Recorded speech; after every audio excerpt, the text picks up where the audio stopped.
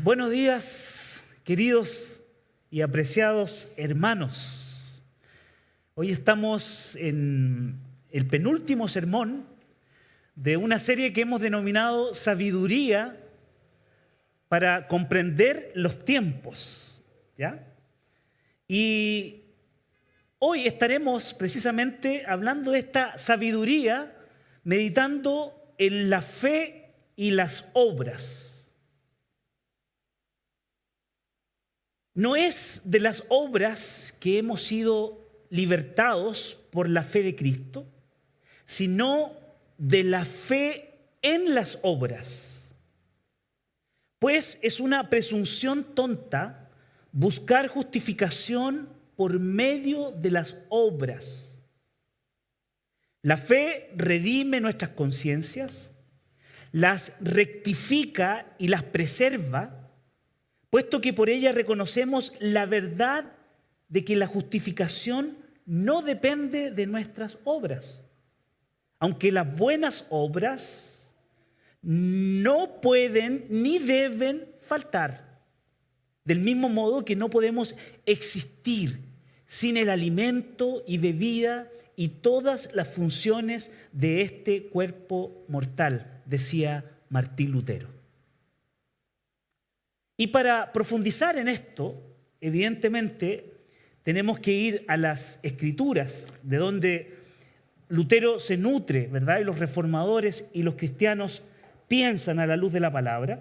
Y me gustaría invitarle a abrir su Biblia en el libro de Santiago, capítulo 2, del versículo 14 al 26.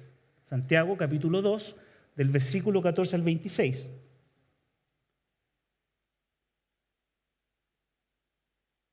Hermanos míos, ¿de qué aprovechará si alguno dice que tiene fe y no tiene obras?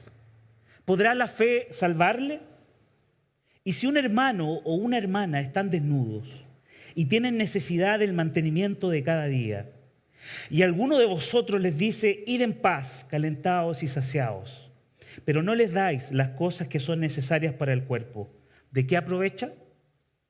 Así también la fe, si no tiene obras, es muerta en sí misma. Pero alguno dirá, tú tienes fe y yo tengo obras, muéstrame tu fe sin tus obras, y yo te mostraré mi fe por mis obras. ¿Tú crees que Dios es uno? Bien haces. También los demonios creen y tiemblan. ¿Mas quieres saber, hombre vano, que la fe sin obras es muerta? ¿No fue justificado por las obras Abraham, nuestro padre, cuando ofreció a su hijo Isaac sobre el altar? ¿No ves que la fe actuó juntamente con sus obras y que la fe se perfeccionó por las obras? Y se cumplió la escritura que dice, Abraham creyó a Dios y le fue contado por justicia y fue llamado amigo de Dios. Vosotros veis pues que el hombre es justificado por las obras y no solamente por la fe. Asimismo también Rahab, la ramera, ¿no fue justificada por obras cuando recibió a los mensajeros y los envió por otro camino? Porque como el cuerpo sin espíritu está muerto, así también la fe sin obras está muerta. Porque como el cuerpo sin el espíritu está muerto, así también la fe sin obras está muerta. Vamos a orar una vez más al Señor. Señor, muchísimas gracias por esta mañana y gracias por este tiempo donde nos permites sentarnos y nos permites reflexionar sobre tu palabra. Oramos, Señor, para que tú hables a nuestras vidas, a nuestros corazones y nos redarguyas, nos corrijas, nos des dirección. Rogamos, Señor, que tu Santo Espíritu venga a nuestras vidas con poder para que podamos vivir de acuerdo a tus preceptos. Te lo pedimos y te lo rogamos en el nombre poderoso de nuestro Señor Jesucristo. Amén. Y en esta mañana, queridos hermanos, quiero plantear 3 características de una fe viva. Esa es la idea de hoy, plantear 3 características de una fe viva. El libro de Santiago se le atribuye al hermano de Jesús, quien además de un vínculo familiar, considera a Jesús el siervo de Dios. Y también él se considera un siervo de Dios. Santiago capítulo 1, versículo 1 dice, Santiago, siervo de Dios y del Señor Jesucristo. Sin embargo, la primera alusión a Santiago no es aquí, en este libro, sino en Marcos capítulo 6, 3, cuando el Señor Jesús está enseñando a muchos y muchas personas se admiran de su doctrina y se preguntan acerca de Jesús. ¿De dónde tiene estas cosas? ¿Y qué sabiduría es la que le ha sido dada? Y estos milagros que por sus manos son hechos. ¿No es este el carpintero, refiriéndose a Jesús, hijo de María, hermano de Jacob, o sea, Santiago, de José, de Judas y de Simón? En otro orden de cosas, se estima que el libro que escribe Santiago, hermano de Jesús, fue escrito en algún espacio de tiempo entre el año 47 al 60 después de Cristo. Históricamente se sitúa allí. Y los destinatarios de esta epístola son cristianos judíos que se convierten a la fe, pero que están viviendo fuera de Palestina, de su tierra. Evidentemente, con estos antecedentes en la mano, podemos presuponer que la epístola tiene como fin transmitir la palabra de Dios que le ha sido encomendada a Santiago para orientar a un pueblo que necesita direccionar la vida viviendo, ¿verdad?, fuera de su tierra y en consonancia con esta verdad. Tal vez una última observación en este primer momento es que Santiago, al haber compartido su vida con el Señor, está en una posición privilegiada para ayudarnos a entender los asuntos relacionados con la fe, las buenas obras y la salvación. ¿Cuántos momentos habrá pasado Santiago con Jesús desde niño, ¿no? Escuchándolo y aprendiendo de él. Permítanme decirlo de otra manera. Santiago creció con aquel que era el autor de la fe, las buenas obras y la salvación. El pasaje de Santiago, queridos hermanos, es un pasaje conocido y también algo polémico. Conocido porque, además de plantear un asunto de interés para los cristianos a lo largo de la historia, es un pasaje que ha servido de insumo para quienes han llegado al convencimiento de que la fe cristiana es inconcebible sin las buenas obras. Y es polémico porque algunos han planteado que existe una contradicción con lo que escribe el apóstol Pablo en Romanos 3:28 cuando dice: concluimos pues que el hombre es justificado por la fe sin las obras de la ley. En ese sentido, ¿cómo podemos o debemos entender que Pablo aparentemente desconozca el valor de las buenas obras, enfatizando el valor de la fe, y por otra parte Santiago, ¿verdad?, afirme que es imposible entender la fe sin las buenas obras?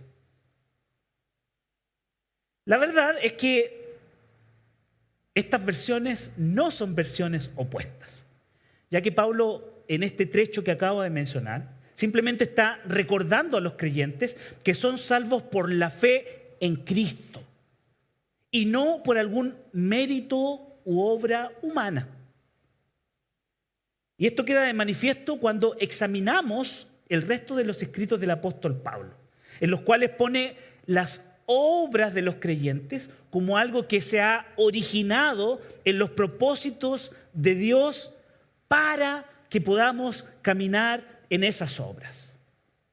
Para dejar establecida esta idea, me gustaría citar un pasaje donde el apóstol Pablo esclarece la importancia de esta verdad, cuyo origen es la obra misma de Dios en el corazón de los creyentes y no los creyentes y sus buenas intenciones. Efesios 2, 8 al 10 dice: porque por gracia sois salvos por medio de la fe, y esto no de vosotros, pues es un don de Dios, no por obras, para que nadie se gloríe. Pero inmediatamente en el versículo siguiente dice, porque somos hechura suya, creados en Cristo Jesús para buenas obras, las cuales Dios preparó de antemano para que anduviésemos en ellas. Bajo esa lógica podríamos afirmar que la fe y las obras en el corazón de los cristianos en aquella época y nosotros hoy, de acuerdo con este pasaje, es más que palabras, es más que conceptos, es más que modelos o ejemplos, pues proceden de la operación sobrenatural de Dios a través de la obra de Cristo en la vida del creyente. De esta manera, y para orientar nuestra reflexión, que busca exponer estas tres características de una fe viva, he dividido el pasaje en tres partes. La fe, más que palabras, más que conceptos y más que ejemplos o modelos. Y cuando digo más que palabras, vamos a centrar nuestra mirada entre los versículos 14 al 17, cuando Santiago dice, hermanos míos, ¿de qué aprovechará si alguno dice que tiene fe y no tiene obras? ¿Podrá la fe salvarle?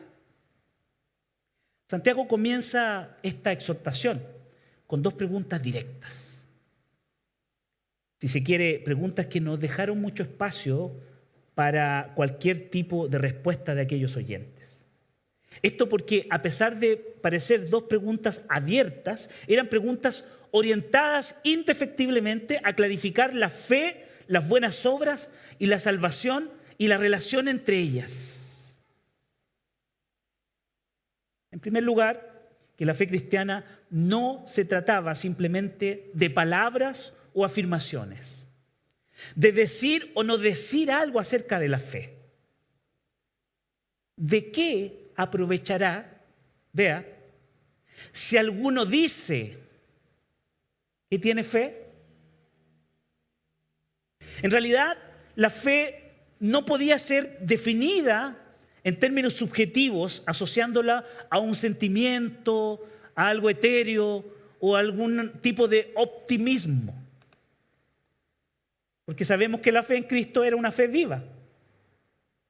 Más bien, la fe de Santiago, ¿verdad? Y todos los autores bíblicos estaba ligada a lo que el teólogo Gerdau Voss denominaba la historia redentora, que descansaba sobre un pacto, una promesa y un cumplimiento. Es decir, no era una fe en el vacío, era una fe que apela a hechos de la historia y de la historia redentora señalada en las Escrituras. En términos sencillos, la obra concreta de Dios en el corazón de los electos por medio de la obra de Cristo y del Espíritu Santo. De eso estamos hablando. En segundo lugar, con estas preguntas, Santiago está sugiriendo que la nueva fe, la fe cristiana, la fe en Cristo, no aceptaría ningún tipo de reduccionismo, legalismo ni dicotomía de ninguna especie. En otras palabras, que a diferencia de sus antiguas creencias, en el cristianismo no sería posible reducir la verdad de Dios a temas de comportamiento. Nuestra fe nos dice que debemos comportarnos de tal o cual manera. Algo tan arraigado en la cultura religiosa a la que pertenecieron alguna vez aquellos judíos. Recuerden ustedes los fariseos, por ejemplo. Y tampoco, está diciendo Santiago, sería posible promover enseñanzas o más bien ordenanzas que estuvieran al margen del Evangelio, como era la práctica habitual de los rabinos, que interpretaban, proponían e instalaban ciertos temas que después la gente debía observar. Y por último, tampoco habría espacio para pensar que la salvación podía conseguirse por medio de la fe o las buenas obras, o la fe y algo de buenas obras, o las buenas obras y algo de fe, sino solo aceptando que la fe viene de Dios, opera en el creyente para buenas obras y que ambas son irreductibles, incomprensibles si las vemos de manera separada. Santiago avanza en el versículo 15. Y si un hermano o una hermana están desnudos y tienen necesidad del mantenimiento de cada día, y alguno de vosotros les dice, id en paz, calentados y saciados, pero no les dais las cosas que son necesarias para el cuerpo, ¿de qué aprovecha? ¿De qué sirve? Así también la fe, si no tiene obras, es muerta en sí misma. Noten ustedes que la afirmación del versículo 17 suena como algo demasiado extremista para nuestros tiempos, ¿verdad? Es como todo o nada. Y hoy día no, hoy día tenemos que hablar de grises, ¿no? Pero es un poco peor, porque está diciendo que una fe sin obras huele a clavel. Una fe sin obras está en un proceso de descomposición. Una fe sin obras es un cadáver, está muerta. ¿Y qué se puede hacer con un muerto, con un cadáver? ¿Podría quedar alguna duda? ¿Les parece que Santiago está dando una exhortación ambigua? ¿Logra transmitir Santiago cómo debemos entender la fe, las buenas obras y la salvación? Queridos, la fe es incomprensible si no va acompañada de actos que van más allá de las palabras. Y la verdad, eso es lo que hemos entendido los creyentes de Jesucristo a través de la historia. Porque tenemos una fe viva, no muerta. Y no tenemos conflicto con discernir que la fe y las obras van juntas. ¿Verdad? Si nosotros vemos que alguien tiene necesidad, nosotros vamos y ayudamos. No lo pensamos dos veces. ¿Puedo o no puedo? No, vamos y si está en nuestra capacidad, lo hacemos. Porque son parte de lo que Dios ha hecho en nosotros. Y no de lo que nosotros podemos hacer para disfrutar de una relación con Dios. Una segunda característica de la fe viva es que se trata de una fe que es más que conceptos. Voy a centrarme en los versículos 18 al 19. La verdad es que en este tipo de asuntos, cuando se hablan estos temas, siempre habrá alguien para disputar sobre lo que se dice, ¿verdad? Y ya sea por una convicción o porque no tiene esa convicción y quiere simplemente saber más.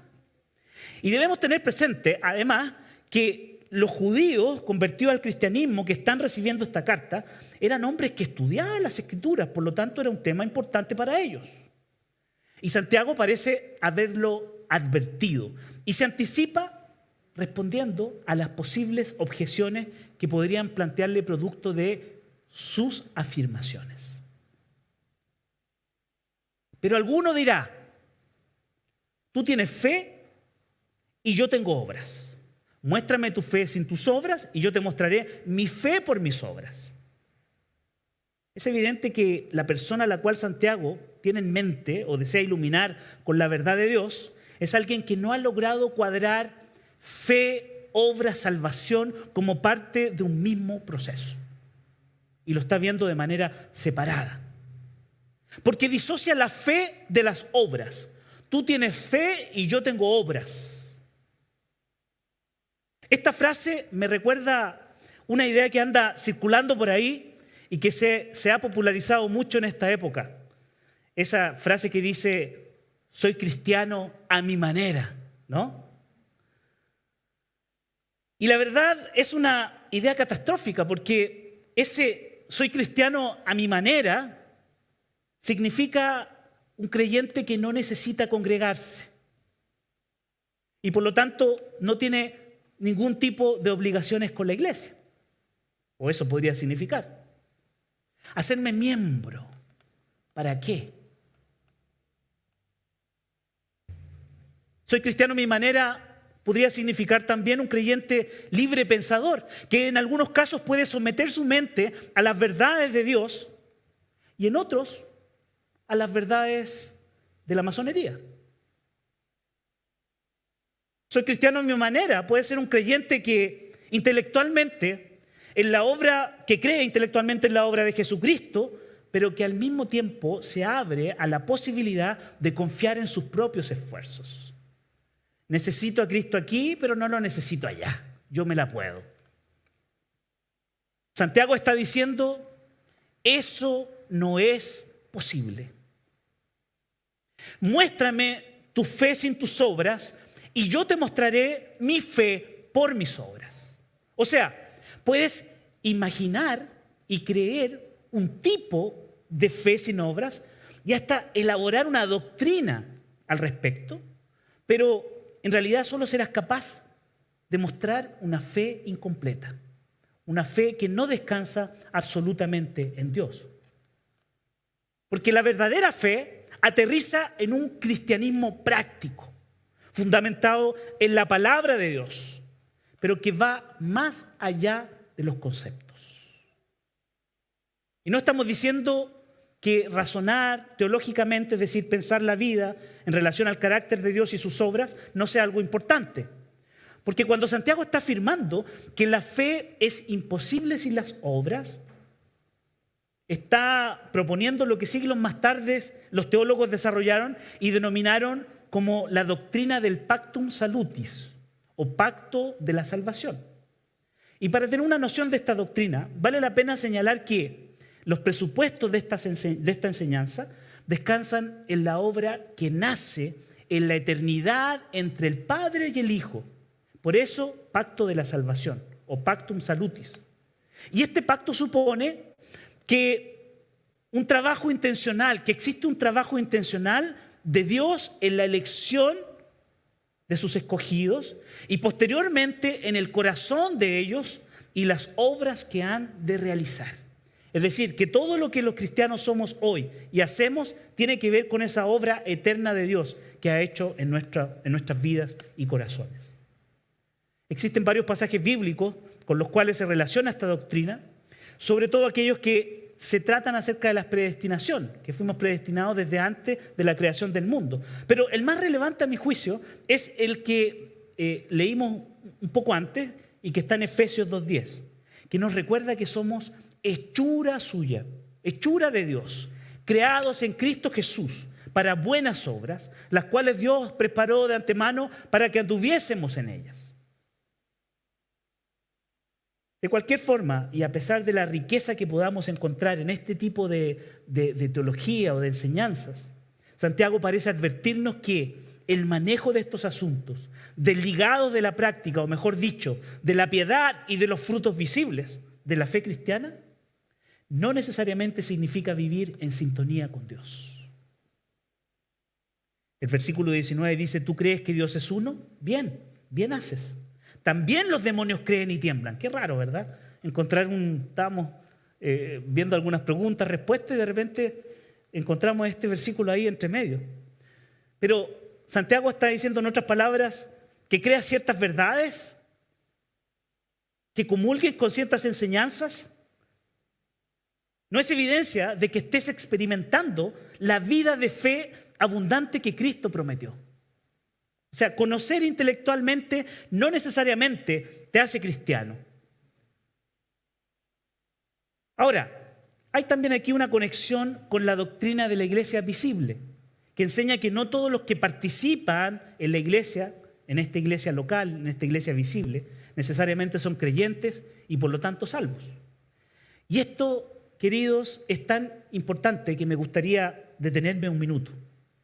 Y detenerme un minuto para animar a aquellos que participan en la iglesia y no tienen una seguridad de salvación. Para que puedan pedir una entrevista con el pastor, con algún presbítero o algún miembro del equipo pastoral, para hablar más sobre este asunto. Porque puede ser que estemos entendiendo todo a un nivel intelectual, pero no estemos conociendo realmente al Señor. Y la idea de la comunidad, de la iglesia y del mensaje cristiano es precisamente otro, es conocer y tener esa relación profunda con Dios. Amén. Ahora, la fe también es más que ejemplos, modelos, versículos 20 al 26. En esta última parte, y para concluir su exposición, entre los versículos 20 al 26, Santiago usa dos ejemplos del Antiguo Testamento.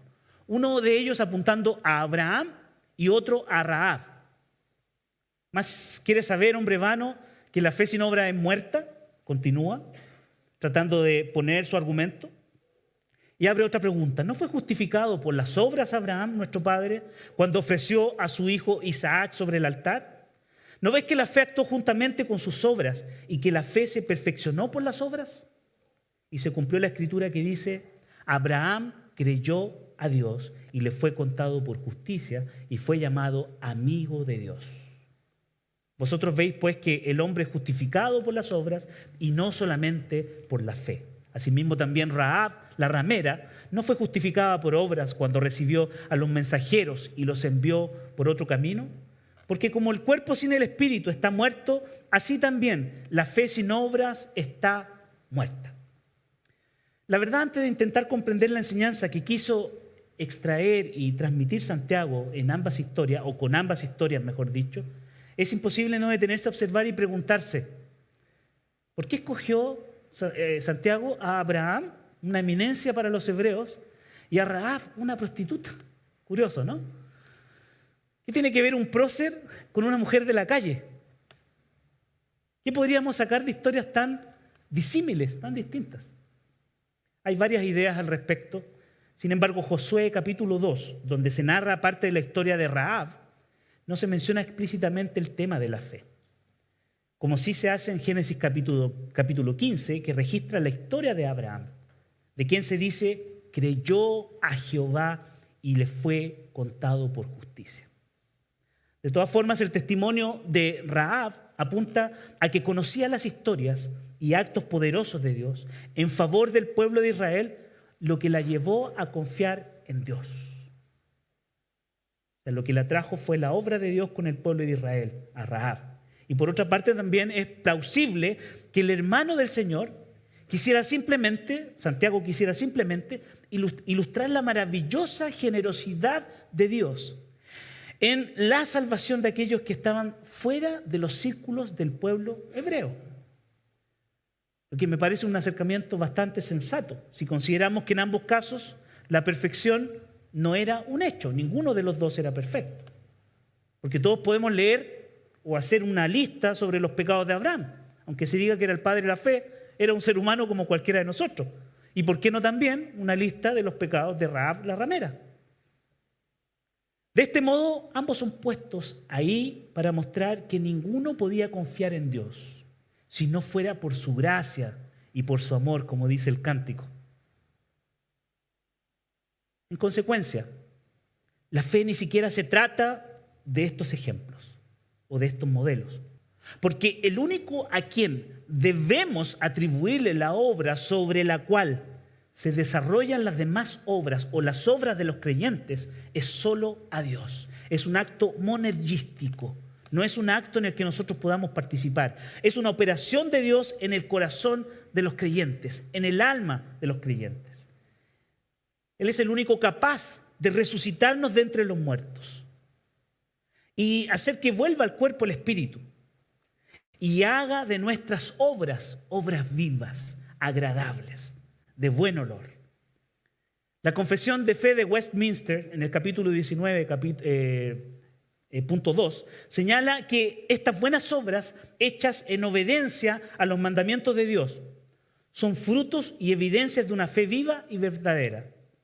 Y por ellas manifiestan los creyentes su gratitud, fortalecen su seguridad, edifican a sus hermanos, adoran la profesión del Evangelio, tapan la boca a los adversarios y glorifican a Dios. Pues los creyentes, hechura de Él, creados en Cristo Jesús para buenas obras, para que teniendo por fruto la santificación, tengan como fin la vida eterna. Al principio del sermón cité a Lutero, quien llegó a la conclusión que la justificación no depende de nuestras obras, aunque las buenas obras no pueden ni deben faltar. ¿Verdad? Y es así como debemos vivir hoy. De la misma manera que lo hemos hecho a través de la historia, cuando el mundo ha vivido en penumbras, cuando el mundo y los países han estado en crisis, cuando el mundo ha necesitado soluciones. Nuestro Señor Jesucristo dio de comer a los hambrientos, sanó a los enfermos, consoló a los desposeídos, amó a los marginados de la sociedad. Y los creyentes, a través de los siglos, hemos seguido su ejemplo. No debemos olvidar que los primeros cristianos enseñaron a respetar la condición de la mujer, aunque candidatos por ahí todavía se rían de la interpretación de que la mujer viene o procede de una costilla del varón. Fuimos nosotros los que ayudamos a respetar y a valorar la mujer en la sociedad, en una sociedad romana en la cual esto era desconocido. Y por otra parte también reforzamos la santidad y la permanencia del matrimonio hasta el día de hoy. Donde quiera que los misioneros llegaron, llevaron el Evangelio de Cristo. Y el Evangelio de Cristo cambió las condiciones sociales. Las condiciones sociales fueron dramáticamente mejoradas y las culturas fueron enriquecidas. Los creyentes que difundieron el cristianismo demostraron una energía transformadora, una actividad tan íntegra que afectaron cada cultura y sociedad con la que estuvieron en contacto.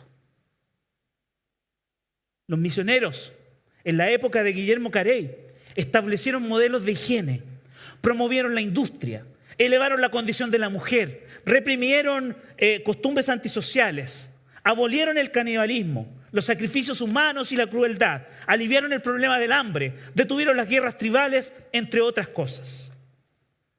En términos prácticos y a propósito de la dignidad y los derechos humanos, si alguien ha estado comprometido con estos temas, somos nosotros. En la Edad Media, la Iglesia estableció hospitales y durante los siglos XVIII y XIX, los hospitales se convirtieron en centro de entrenamiento médico e investigación para la cura de enfermedades. La Cruz Roja es el resultado de las buenas obras de cristianos que amaban a Dios. La Reforma alcanzó las prisiones, se construyeron orfanatos, se crearon grupos para combatir el abuso del alcohol, el problema de la esclavitud. Podría continuar un buen rato, créanme, enumerando buenas obras en el campo de los negocios, donde la iglesia primitiva enseñó la dignidad del trabajo y más adelante el impulso que le dieron a la agricultura para aumentar las cosechas y otros métodos de producción. Es la iglesia la que ha insistido en precios honestos y salarios justos.